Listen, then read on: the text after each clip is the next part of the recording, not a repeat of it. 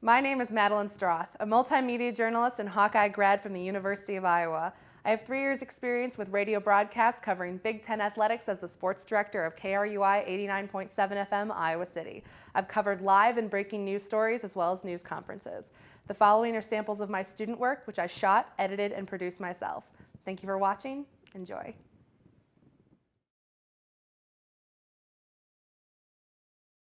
Odds are, if you're a Big Ten football fan, you'll be watching. The primetime game will kick off at 7:17 and showcase the league's 2 top-ranked teams, Michigan State and Wisconsin. The 2 teams faced off earlier in the year and gave us arguably the most exciting finish of the season as the Spartans upset the Badgers on a Hail Mary as time expired to give Michigan State a 37-31 win.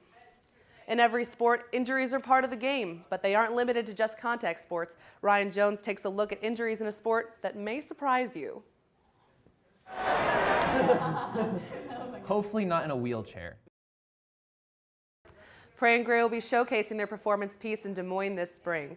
The men's basketball team looks to bounce back tomorrow against the Brown Bears after another disappointing loss against Clemson last Tuesday. The Hawkeyes have lost 3 of the last 4 games. 2 of the Hawkeyes' top performers from last season have not played up to par this year. Senior Bryce Cartwright and sophomore Melson Basabi have seen drops in their stats early this season. Cartwright has scored 3 less points and almost 2 less assists, and Basabi has scored around 5 less points per game. Head coach Fran McCaffrey is still confident the Hawks can turn it around. We are better than we're playing right now. That's what we're going to do. The Hawkeyes tip off on Saturday at 2 o'clock p.m. in Carver Hawkeye Arena. That's it for sports. Back to you guys at the desk.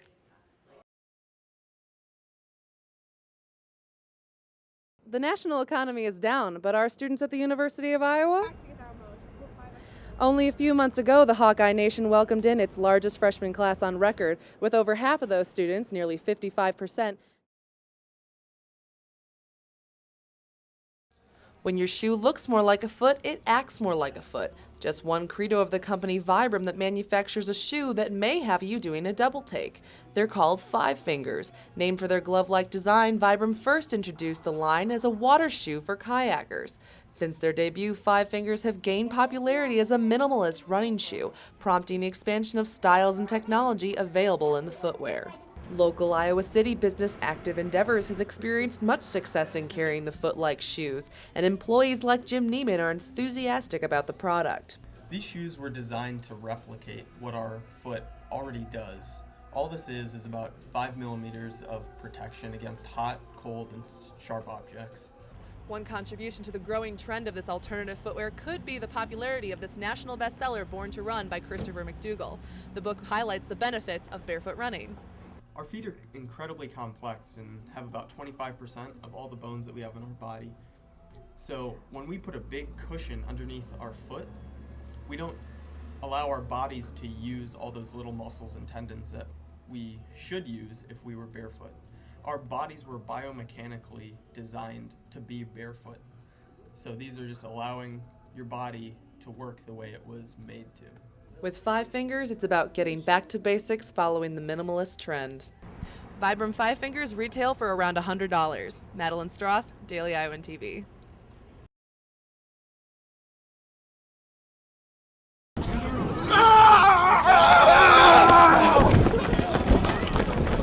It was a beautiful morning for a race on Sunday, and over 100 participants gathered in Lower City Park to run for a great cause. The United Way 5K is the annual homecoming sweepstakes kickoff event at the University of Iowa, and Greeks were out in full force trying to snag an early lead. The race is a combined effort of the Greek community and UI Homecoming Council to raise money for the United Way Foundation. What's great about it is it brings together everybody from the Iowa City community, so it's a lot of students, both Greek and non-affiliated, as well as a bunch of adults and non-students in the community. But a majority of participants are Greek affiliated, helping to contribute to the almost $4,000 raised for United Way this year.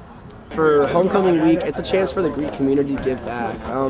It's important for the Greek community to show that we're invested in the community and not just in showing spirit for our house and not just trying to win the week of homecoming, but actually doing something that's philanthropic and good for the community. And that's why this race is a good chance for Greeks to come out and show that they care. Proceeds to the United Way of Johnson County will go toward improving education, health, and financial stability of those in need. 24, 25, 26. A full list of other homecoming events this week is available online at homecoming.uiowa.edu. Madeleine Stroth, Daily Iowan TV.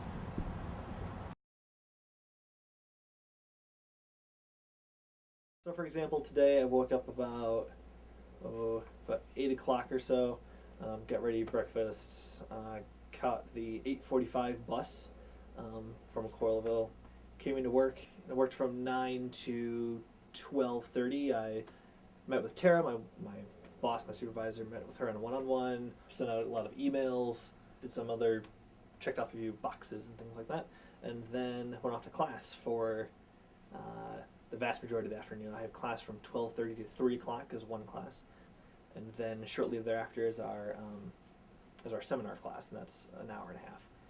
Came back at about 4:45ish p.m. and I'll probably finish up a couple more work stuff, and then I'm gonna get started on homework. I have a paper due, preferably ASAP. I'll probably take the 10:20 bus, maybe even the last bus, which would be 11:20 p.m. Get home, relax for an hour or something, and then go to bed and wake up and do the whole thing over. So.